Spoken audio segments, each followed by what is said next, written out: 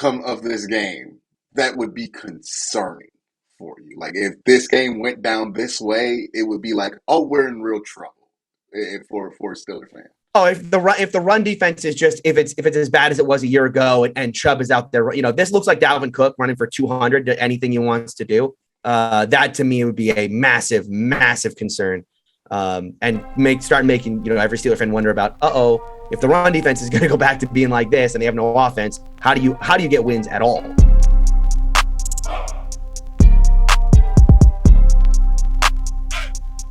All right, so before you guys say something about the audio, because you heard it in the beginning clip, look, I'm going to keep it honest with you.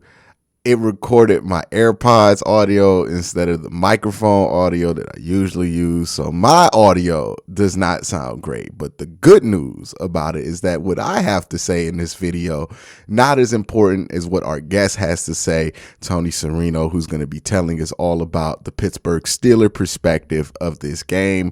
So try to bear through my audio issues, but understand that the bulk of this video, 99% of the information in it is going to be very audible from Tony himself. So that's why I decided to still upload it. But just wanted to let y'all know, because I know y'all going to ask, why does it sound like that? That's why.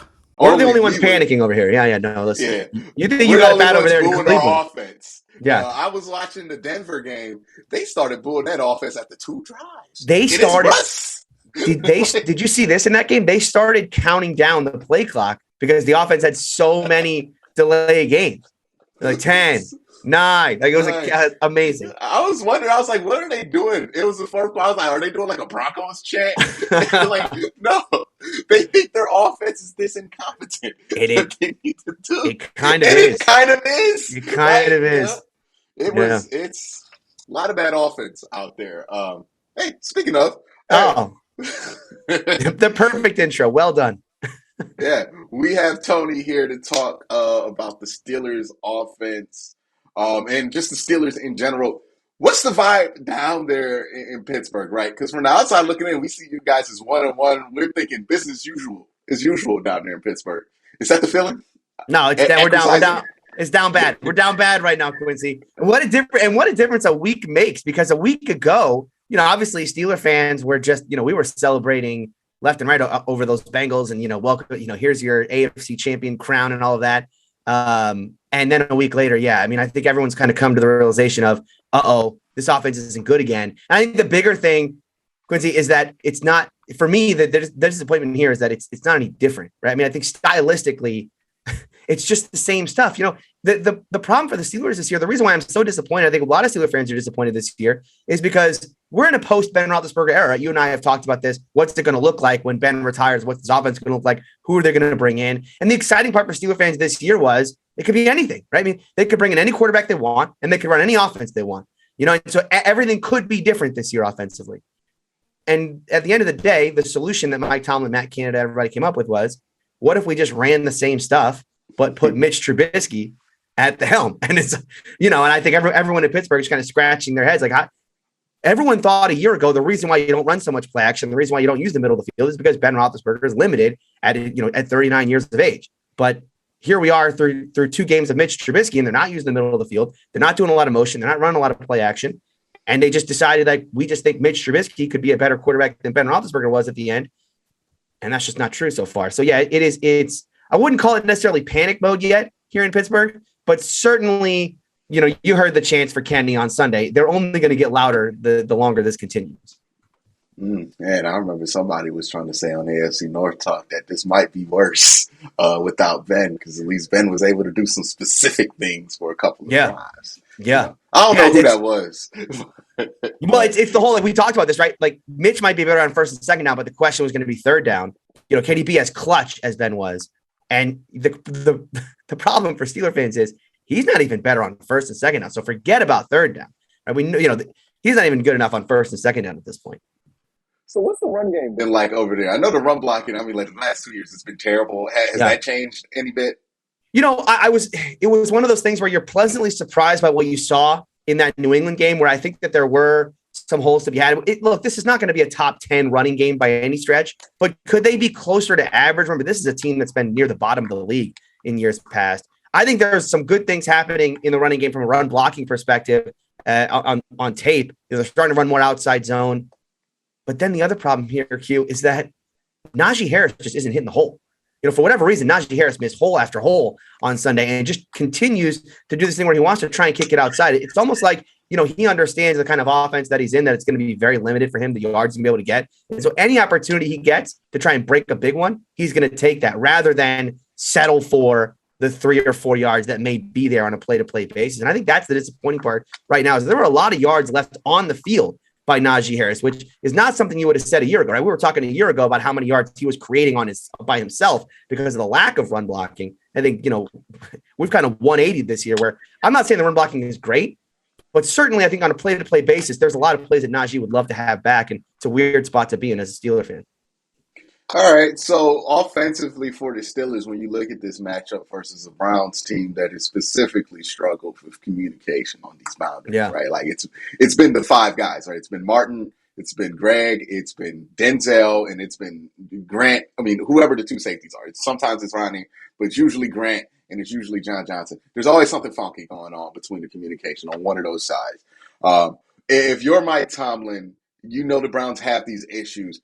Is this the week that you get aggressive and try to take advantage of this, or do you think they go more of the same? I think they go more of the same. I hope. Look, there's like the analyst side of my brain, which says I think they're just going to do more of the same. I think this offense is who it is. Why? How are they going to change their stripes on a short week against a division rival who kind of knows what they do, right? What they do. I think this is going to be very much kind of a paint by numbers type of game plan for the Steelers. They're going to come out. They're going to run a lot of mesh. They're going to run, they're going to run outside zone. They're going to run their little crossover concepts. They're going to do a little flip play, all the same stuff. They're going to run sprint right, sprint left, all that with Mitch. Will the shots be there? Will they? I mean, they will certainly be there. Will they actually take them? I know that's been all the talk. The media has certainly asked a bunch of questions, but as far as whether or not Mitch Trubisky is going to let that ball go on Thursday, I really have my doubts. I think it's the missing piece. Why did you draft George Pickens in Pittsburgh, right? Why do you have Chase Claypool in the slot? Why do you have George Pickens as an outside receiver if everything you're going to do is a check down or very safe throws? I said this the other day on my show. How much different, Q, from what you've watched of this Steeler offense right now, how much different would they be if they just had 3 Danny Amendolas at wide receiver? Would they even be that much different?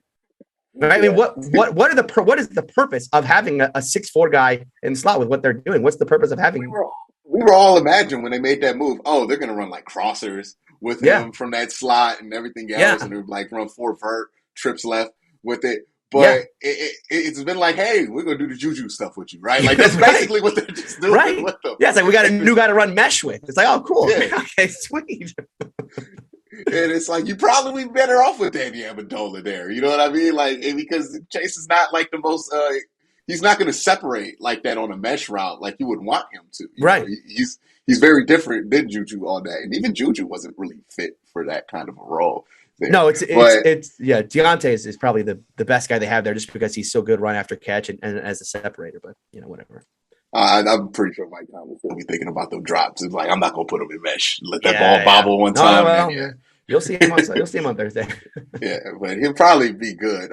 But yeah, this is an interesting matchup on that side of the ball for Pittsburgh. I think what's more intriguing is this matchup, the Steelers defense without TJ Watt versus this Browns offense that's been, I like to say this, I like to keep my expectations intact. It's a limited offense. It's not a bad offense, though. Like, it is a limited offense. But for the Pittsburgh Steelers, what are you looking at as concerns for you? I think look at this Browns team. Yeah, I mean, I think it's going to come down to the run defense still. And I know Steeler fans want to kind of pat themselves on the back and say, oh, Tomlin fixed it and all that. And it's really been the key to this team early on is their ability to stop the run. They didn't really get gashed by Cincinnati the way they did a year ago. And last week against New England, although they had some success late in that football game, I think that was more of an accumulation of, conditioning more than, really being a poor, at the point of attack, that kind of thing. But this, this is going to be a real test. I mean, when you want to know, okay, is your run defense good or bad? Play the Cleveland Browns and find out, right? Because they are one of the toughest teams to defend. And then it's everything they do off of it, right? When you talk about Jacoby Brissett and all the play actions and all that stuff that they're doing off of it. For me, the big concern here is going to be, is that defensive line going to hold up? Are they going to hold up at the edges? Guys like Malik Reed, Jameer Jones were going to be coming in place of TJ Watt. Are they still going to want to do this thing where they're lining up essentially 3 defensive linemen, but 1 as an edge, right? Whether it's Leal or it's Cam Hayward like they did a week ago. And then obviously you're going to be testing discipline here. You're going to be testing discipline for guys like Devin Bush and Miles Jack when they do run those play pass situations.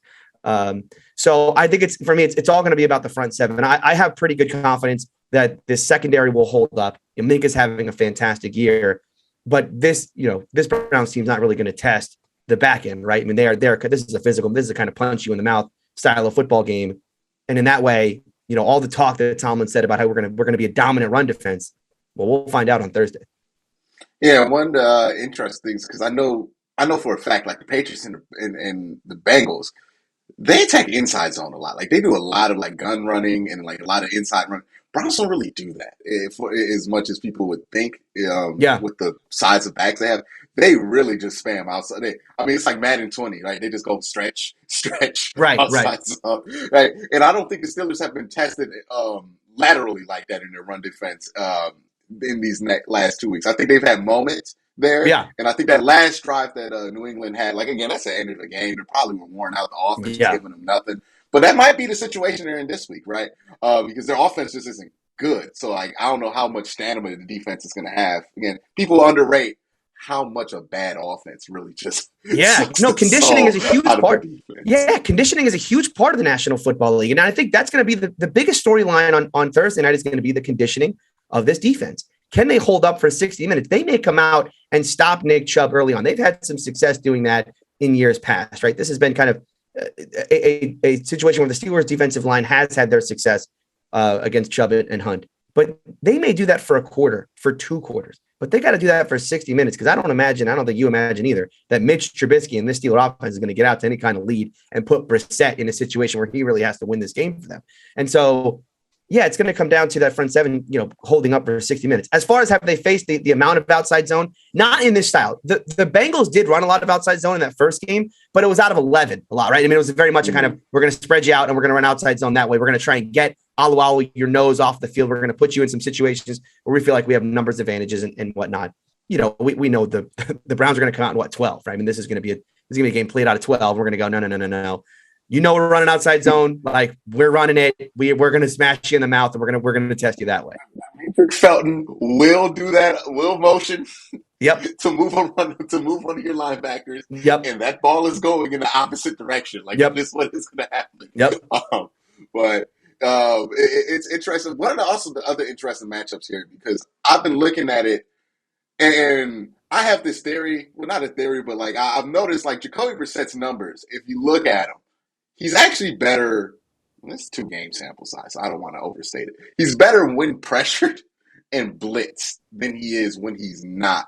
And I feel like that has a lot to do with because he's not a good tight window thrower. Yeah. That if you blitz him, since he's big and tall and he's a calm dude, he has a really calm demeanor, it makes it easier for him because the windows become wider, right? Yeah. When you get blitzed. I'm wondering, the Steelers blitz a lot regardless. They blitzed a lot last week. Are they going to come with those blitz-heavy packages this week again to kind of make up for not having TJ Watt? Do you think that's going to be kind of the strategy for them? They have come so far down on their blitzing over the last 2 years. It is a question for me in this game. With Mac, they kind of ran this style of a lot of the time we're just going to bring 4. We're going to play man behind it. I mean, they blitzed a little bit last week, but nothing like that. I mean, this is not like a lead the league in blitz team anymore. But you would have thought that with TJ gone, and you want to get some pressure on Mac, right, to put him into some situations where he's got to make a throw and he's got to kind of make a hot read and get him into a situation where he can make a poor throw. They didn't do that. Are they going to do that against Jacoby in this situation? I don't think they will because they just haven't done that in a while. I think they're still going to want to bring forward. I think they're going to drop everybody into coverage and they're going to kind of, tell Jacoby, you got to make some reads here. You talk about Jacoby being good in those situations. He's a very veteran quarterback, and Stefanski does a good job of getting him to understand where his hot read is on a play. Blitz is coming from here. This is where you go, right? I think he's just well coached in that style. And I think Tomlin's going to understand that. I think Austin's going to understand that and want to make, you want to make Jacoby Brissett beat you, make him beat this secondary. They can make some tough throws into maybe tighter windows that way. And I think from that perspective, I would still expect this team's going to want to bring, their usual 4 rushers and drop everybody else back into coverage. It'll probably be closer to a man style, I would imagine. Yeah, it's gonna be interesting there. Man, style. Do you guys still run that base package a lot, where it's like really easy to kind of get Spillane on somebody, or is it Well, no, Spillane actually only comes here's you want to hear it funny, but Spillane only comes in on passing downs. He's really he's really coming in bad for Devin? yeah, well, because and the reason for it is Austin. So Austin has this package now where he loves to put Spillane in because he thinks he's a great communicator, but he used it last week to bait Mac Jones into that interception. You'll notice that that play last week was a too high look it was a Tampa 2 with Spillane on a wide receiver down the middle of the field. And Mac, his eyes lit up, right? He saw, I have Robert Spillane on a linebacker. Yeah. Well, I'm going there, right? And you have just Minka just flying across the play, seeing it the whole way, right? I mean, I think I think what Austin's doing with this defense is kind of a better understanding of even if a defense is going, or even if an offense is going to take advantage of that matchup, I have a counter to your counter, right? And so we'll see how Stefanski and whatnot can kind of go back from that and see if they can get that matchup there and maybe take advantage of Minka coming across and maybe hit something down the field. But Spillane is still going to be on the field on passing situations, certainly. Yeah, I would imagine they just stay away from it. Right? Where 39 goes, we do not. Yes. Yeah, he's back to being Minka again. He took a year off, but he's Minka again. That's for sure. But yeah, it's going to be an interesting game. Thursday night football. What's your prediction for this? So I don't know if you want to give a score prediction. Like, I don't like giving score predictions, but like, what's your general vibe going into this game? Like, what do you expect out of the Steelers? I think would be a better question. Yeah, I'm expecting this game for those of you who like college football. I'm expecting Iowa State, right? And that means I expect ugly, disgusting football that only very few of us can actually appreciate. I think this is going to be very low scoring. This is going to be played in the teens. It's going to come, this is going to come down to mistakes. Games like this always do. Big turnovers, red zone turnovers, that kind of thing. Field goals instead of touchdowns. I think the Browns will win this one because I think, like we've talked about, I don't think this team, Trubisky and them, are going to push the ball down the field, and that eventually is going to lead to a defense in the Steelers that is going to wear down late in this football game. And you ask yourself the question of who do you trust more in the fourth quarter, Jacoby Brissett or Mitch Trubisky? And the correct answer is probably neither. But if you had to pick one at this point, I think it would be Jacoby Brissett. That's wild.